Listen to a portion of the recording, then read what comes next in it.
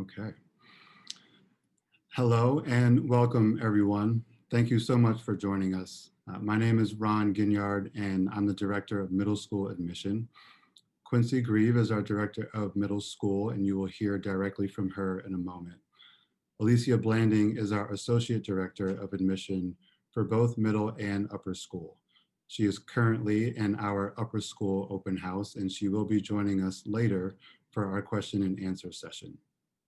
Throughout the admission process, you will see her at events and you will receive communication from her if you have not already. Alicia and I will be available to guide you through each and every step of the process. Our goals are to build a strong relationship with your family, show you how our school will meet your needs, and ease the anxiety associated with navigating the application process. This event is designed to provide you with an introduction to our middle school culture, offerings, key personnel, and an overview of the admission process. We will conclude the event with a live question and answer session with the three of us.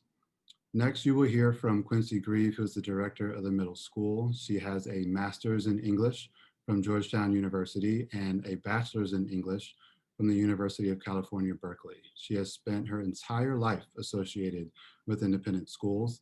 She and I joined the community at the same time, a little shy of a decade ago. We have worked on multiple projects together over the years that have impacted both the middle school and the admission office. Our partnership is one of collaboration and trust, and it is the same partnership you can expect in your interactions with both of us. I'll now turn it over to Quincy Grieve. Good evening. It is such a pleasure to welcome you to our middle school and to share with you its joy and its excellence. I start with those two words as they are two of the most important words that frame virtually everything that we do on the middle school campus. We've become increasingly aware of how deeply connected these two words are. Excellence first. Our academic and co-curricular programs are extraordinary. There's great breadth to the program. Our middle school students take English and history and math and science and modern classical language, religion, visual art, performing art, physical education, and athletics. But more notable is the depth and student-centered nature of our program. We prioritize content and skill building, and even more so, we prioritize critical thinking. I walk the halls and I see sixth grade students in groups analyzing spreadsheets of data, discussing and measuring the meaning of that data, with the teacher floating in the background, serving as the facilitator, not the director. I see seventh grade students building a transcontinental railroad from one end of our building to the other, deep in discussion about the people and the geography and the economic pros and cons of this innovation. I see literature discussions in English classrooms, a 3-point perspective presentation in an art classroom, all with students with books out, taking notes, asking questions, and actively engaged. Outside the academic classroom, our students have endless opportunities to engage and grow. Our librarian literally cannot keep the books on the shelves, and as she engages with chat and choose book discussions over lunch weekly, our students participate in robotics and social entrepreneurship clubs. They plarn, a new word for us, where they turn plastic bags into yarn to create sleeping mats to donate to Mother of Light, a local nonprofit organization that supports low-income families in Alexandria. Our advisory program is the definition of excellent. I like to say that it is advisory with a capital A. It's home base. Students have their cubbies in their advisories, so they're in and out of there all day long for an infinite number of casual, informal connections with their advisors throughout the day. It's the place where we do something we call STAT, student-teacher appointment time, sort of a study hall. So the advisor is connecting with students regularly about the parts of the work that they need to be tending to during a time of day when they actually have time to tend to that work. The advisor is the primary point of contact with the family, so it is a fluid and powerful relationship. And then once a week, we have our Saints Advisory Program, where we devote a larger chunk of time to dig into character and community building. This comes in many shapes and sizes, from preparing for 25-minute long student-led conferences to working with common sense media programs for digital citizenship education. And it's a place where we have coffee house discussions, where we create coffee houses, an environment with hot chocolate or lemonade and cookies, and dig into conversations around issues of depth and substance. All of this brings me to joy. We want our middle school students to be living their days experiencing the joys of childhood. And we have intentionally structured our middle school time and space to nurture that. Over the last couple of years, we've revamped our program and our schedule from top to bottom, with one of our primary goals being to slow the pace of the day, to allow time for children to be children. Our lunch and recess block is now a full hour to allow our students time to eat, chat, craft, throw a football around, get in a good game of spike ball or ping pong. But what we know is that the greatest joy comes for children when their brains and their bodies, their hearts and their souls are firing on all cylinders, when they're connecting the dots between something that they learned in history, something that they hear in a podcast, when they are intrigued by new perspectives that emerge in a Saints Advisory Program discussion, when they take the stage for the first time or sing in chapel choir. Joy and excellence, really just different phrasing of the core of our mission, goodness and knowledge. With the excellence of the middle school program and the profound joy in the middle school experience, our students' knowledge abounds and their lives are infused with and committed to goodness. We are so delighted to get to share our middle school with you, to get to know you better in this process, and to start the journey towards your fully understanding the middle school Saints experience. Mr. Ginyard. Thank you, Mrs. Grieve.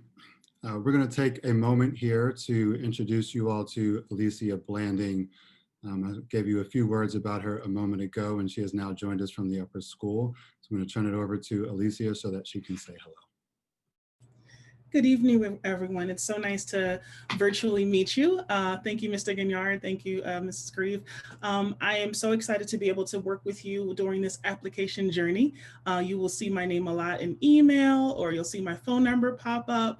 But any questions that you all have, I am here at your service. I've been here for a year now, so I'm looking forward to this kind of sophomore year, and I'm looking forward to getting to meet you and your children. So thank you.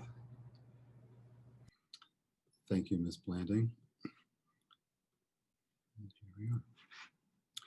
We know that we live in a complex and changing world, and it is our charge to prepare our students for such a world.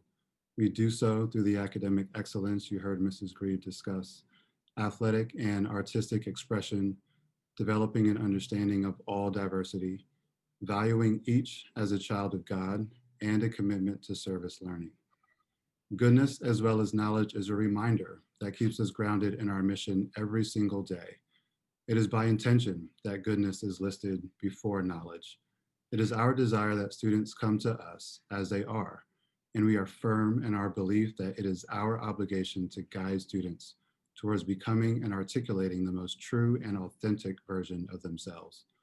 We want your children to develop this important self-discovery and confidence in an environment that is safe for kids to take risks, to fail, to get up, and to try again. All of this is grounded in our identity as an Episcopal church school. Reverend Michael Henson here is our middle school chaplain and religion teacher. He is the father of 2 St. Stephen's and St. Agnes School graduates, and he has been with us for nearly 3 decades.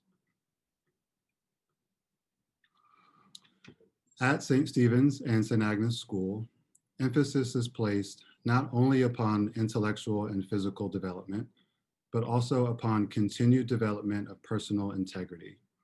Established by students, the honor code system centers around the honor code, to which all students, faculty, and administrators pledge adherence at the beginning of each academic year.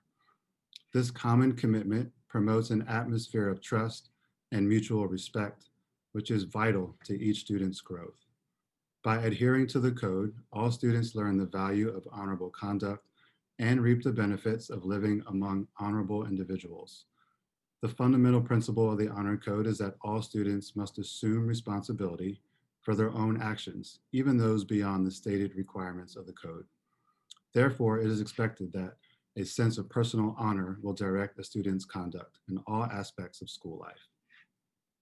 Cheryl Jackson on your screen here is a key leader on the middle school campus. Her work supports and challenges students as they develop the skills needed to be successful students and lifelong learners. She holds a Master's of Special Education from the University of Virginia, a Master's in Liberal Arts from St. John's College, and a Bachelor's in English from Vanguard University. You will learn more about her and hear from her as you continue to engage in future admission events. As you have learned from Mrs. Grieve, our academic program is built to enhance skills through content delivery and project-based learning that crosses disciplines. It is important that our students can read analytically and solve problems using design thinking and collaboration, determine what they think, and then articulate and defend their perspective. Articulation will take place through writing and public speaking, presentations, and of course, visual and performing arts. I'd like to highlight, as you can see in the middle photo, that our math and science classes are single gender. We offer Latin and Spanish and French and Chinese. We offer drama, chorus, orchestra, and bands. Our classes are never bigger than 18. They're typically between 14 to 16 students, and they can be as small as 10 or 11. Mr. Josh Bauman on the left of your screen is our Associate Director of the middle school. He has a Master's in Education from Johns Hopkins University, a Bachelor's in International Studies in Spanish from Kenyon College, and before entering administration, he taught Spanish and served as our 8th grade dean. Our middle school community engages in mission-driven, intentional, and structured activities to build character, leadership, citizenship, and community. Again, our Episcopal identity inspires us to develop curriculum in order to enhance social skills in a way that's similar to academic curriculums designed to build student skills. This is the Saints Advisory Program Mrs. Grieve mentioned earlier in her remarks. Adding to her comments about coffee houses, we feel especially responsible to provide our students with guidance and practice on how to have respectful dialogue on the topics that impact the way we all live together in society. We set and abide by community norms that assist in guiding these conversations. The goal is to build understanding, empathy, and compassion. Mr. John Jaffa, our Dean of Students, who's on the left of your screen, and Mrs. Kunz, our middle school counselor, who's on the right of your screen in pink shorts, lead our Saints Advisory Program efforts. Together, they are the daily stewards of the middle school culture, and they partner closely with Mrs. Grieve and our parents to develop our middle school students socially and emotionally.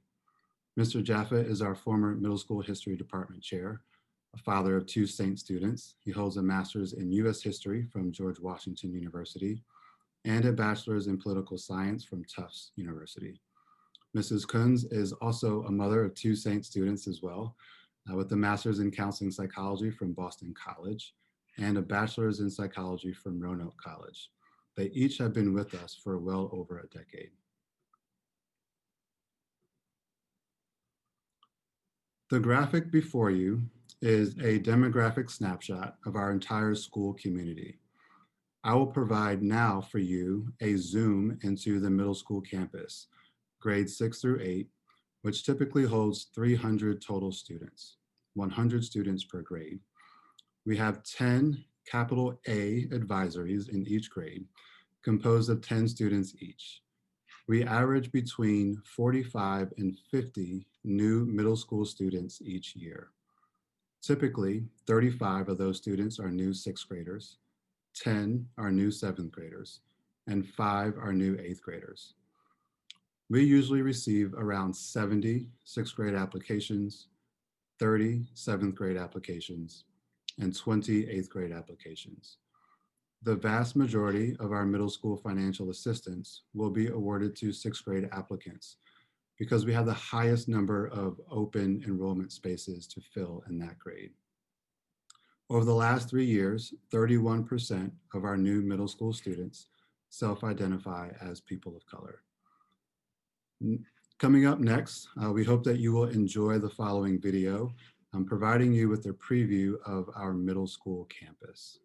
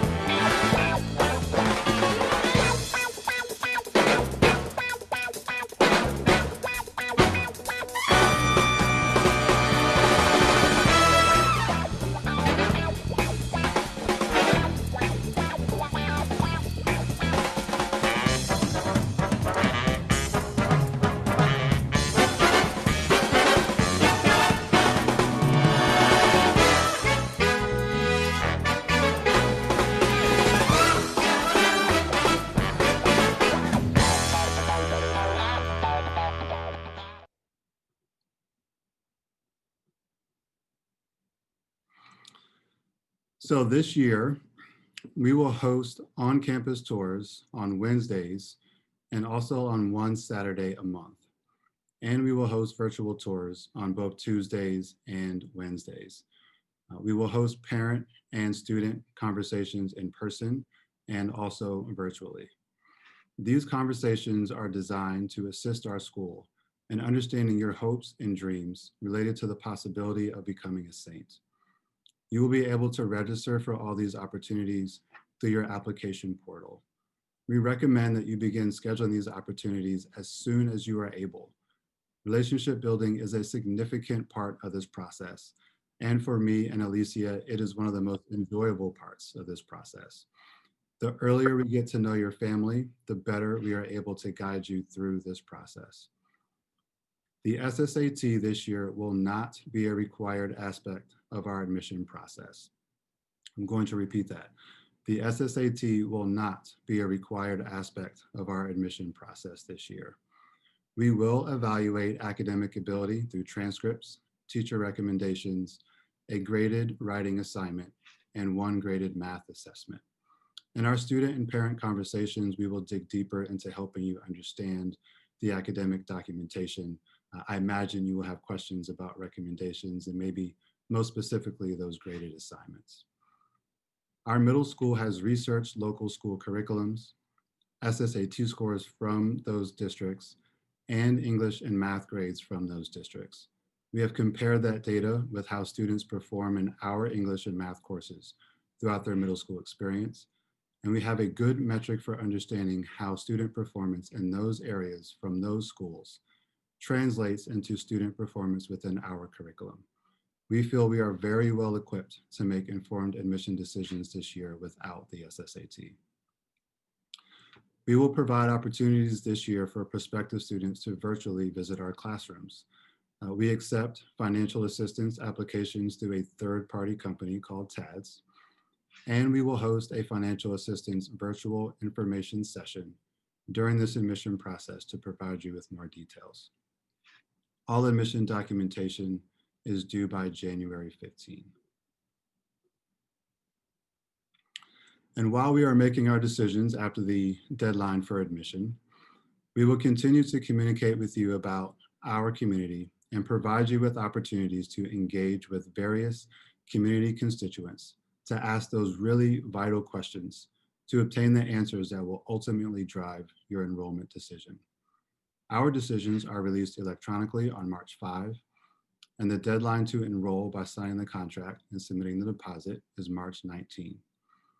These dates are universally agreed upon by all members of the Association of Independent Schools in the Greater Washington area. You may have heard it referred to as AISGW. So you can expect that the dates for all of us will be exactly the same. As a parent of two saints myself, I understand fully that enrolling our children in an independent school requires sacrifices of many kinds. It is a total family investment. No matter what form of investment we are referring to, it is vital to understand what we as parents might expect will be the result. In addition to a child that will acquire academic and social skills, you will have a child with the opportunities to determine their next step in life. Before you are some statistics that describe our most recent class of graduates. I will pause just for a moment to give you a little bit more time to digest this information.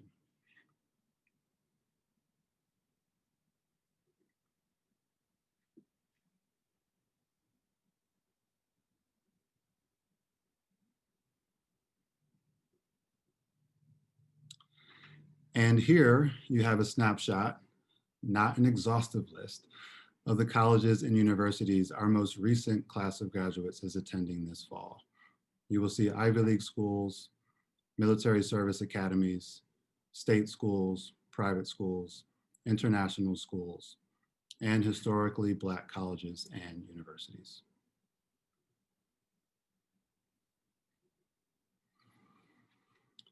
Throughout the entire course of the admission process, we are going to host regularly scheduled virtual information sessions designed to provide you a deeper look into our program and all of its primary dimensions.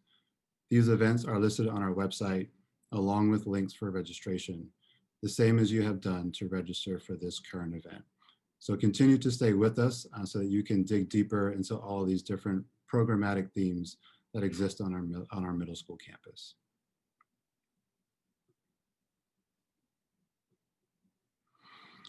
We so appreciate you listening and absorbing. Mrs. Grieve, Ms. Blanding, and I are excited to answer your questions. You have the opportunity to use the chat feature here today. So please, if you have questions, please throw those into the chat. We will read through them and then we will have an opportunity to answer. We may not be able to answer all questions in our allotted time. So if there are questions left over after the event, please send us an email directly so that we can discuss. Here on this screen, you can see my email address and also an email address for Alicia Blanding.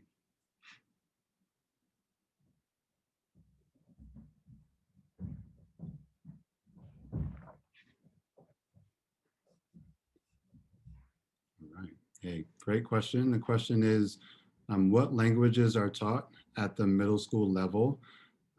Mrs. Grieve, would you mind answering that question? Absolutely, it's a great question.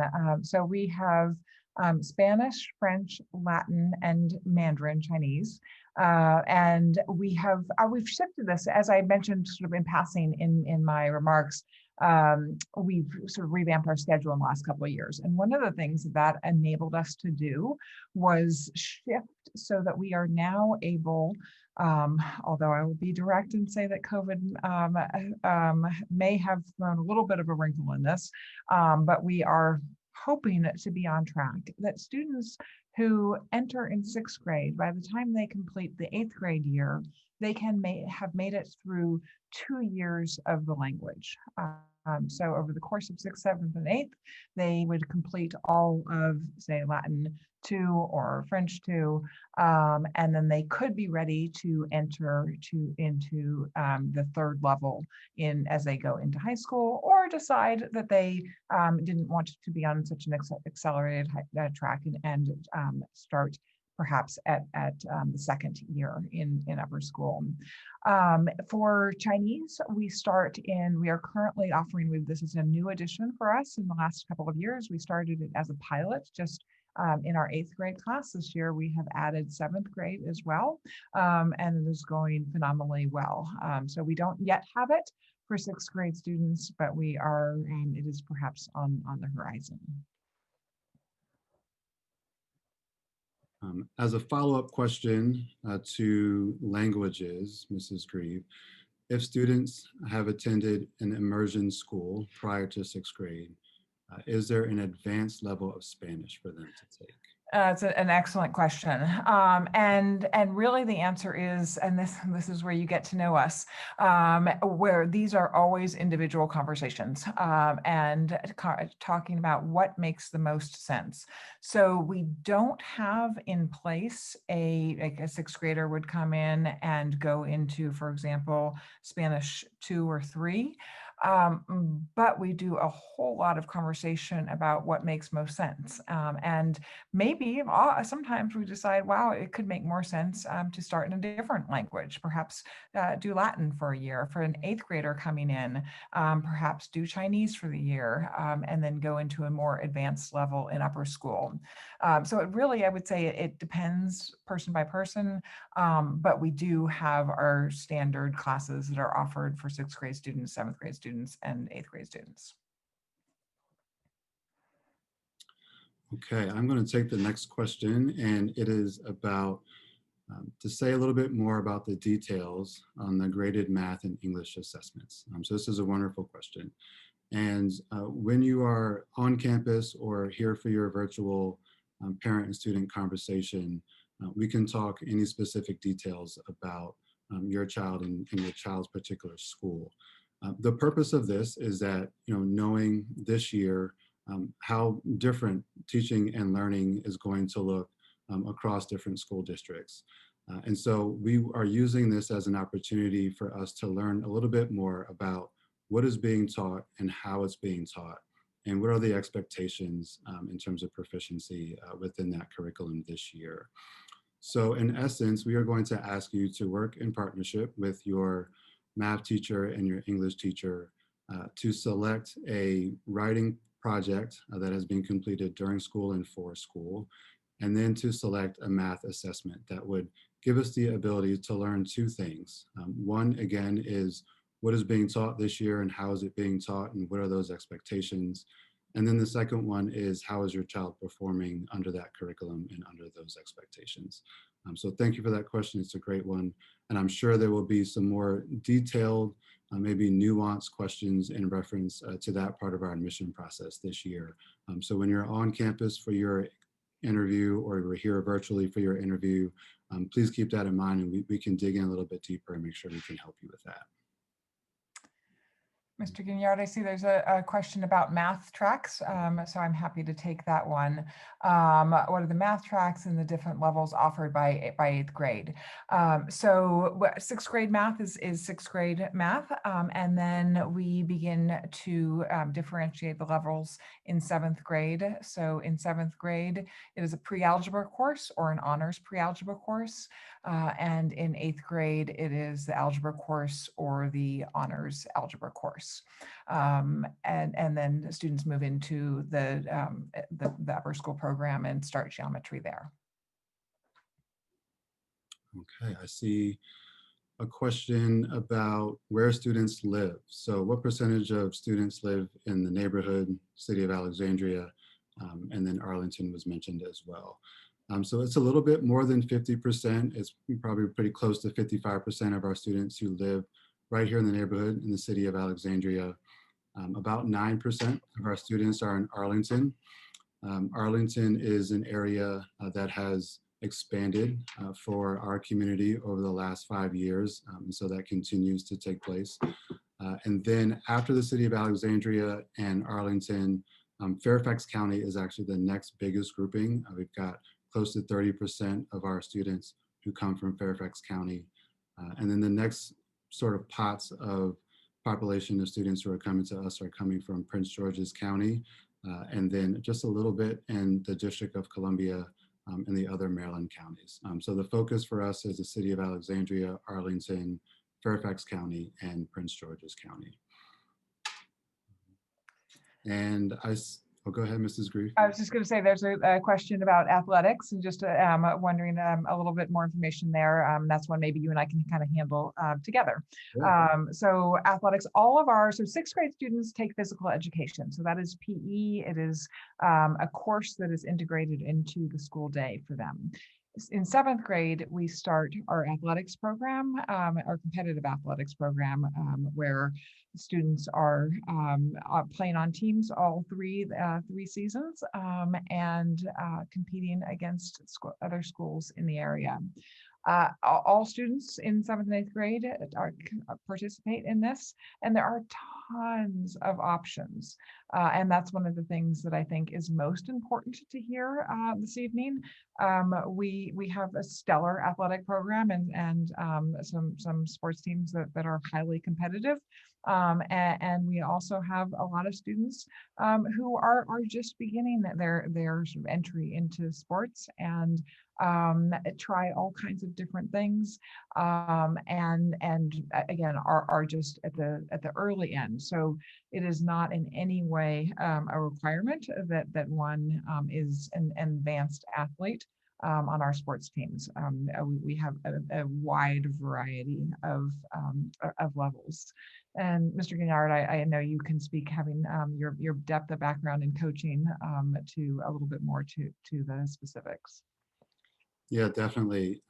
Mrs. Grieve covered the crux of it. I would say that I am a former sixth grade PE teacher, a former basketball coach, a former track and field coach, a former cross country coach. I think I've coached quite a few different sports here at St. Stephen's and St. Agnes School. And I think I just want to highlight and sort of reiterate what Mrs. Grieve said about ability level. I think what's most important about our athletic program is that it is participatory here at the middle school campus, and it's about developing lifelong habits of taking care of our bodies, and also lifelong habits of understanding all those benefits that come from being on a team, and what it means to sacrifice and to be in a position where everyone is focused on the same goal and to be a part of something that is bigger than yourself. So those are the kinds of character development skills that are taking place throughout our athletic program. Let's see.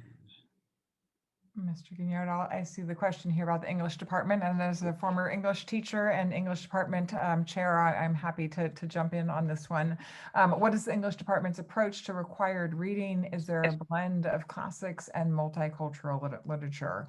And absolutely yes. And our approach is, and I could talk about this all night, so I'll try to keep my remarks brief, but our approach is depth and quality. And we read texts and we read them thoroughly and thoughtfully, and we are teaching our students the skill of analyzing and talking about literature and writing about literature at a very high level. I often say in sixth grade they start their journey to writing and analyzing literature in the way that is getting them towards the same kind of writing and reading that they do in college, right? It's not as sophisticated as that, but it is.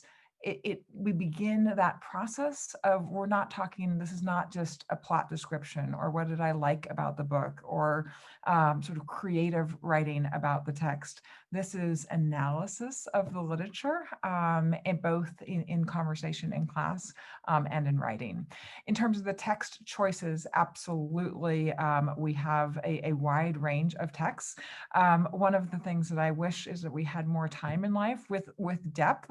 Also comes, we don't read 20 books in a semester, but I would say that we do have a very nice blend of classics. We read Romeo and Juliet and Lord of the Flies, and we read a wide range of multicultural literature, and that's really been a focus for us over the course of the last several years.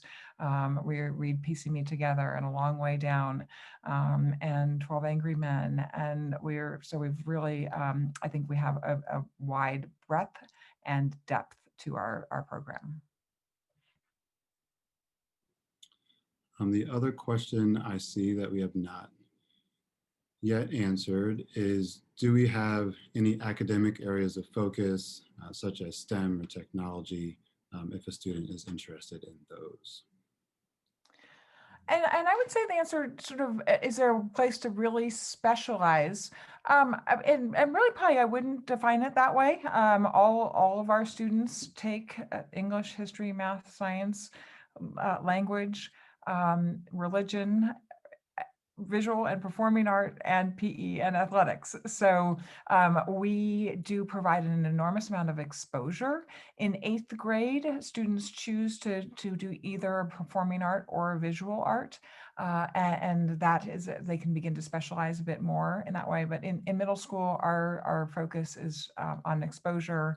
And then in upper school, that is when they begin to sort of hone in on their specialty areas more. Awesome. I think we have covered everything that is in the chat. I don't see anything else popping in here. Again, I just want to say thank you to all of you for joining us tonight. It has been such a pleasure to hear your questions and to have an opportunity to interact with you and to give you a snapshot of our middle school program and the admission process. Please continue to engage with us. Tours and interviews are a great opportunity for us to build our relationship and to continue to stay in touch with you throughout the process. And as we mentioned earlier, there will be regularly scheduled information sessions where we can go deeper into all these areas so that you can learn a little bit more. Thank you so much for joining us, and we look forward to our next opportunity to interact.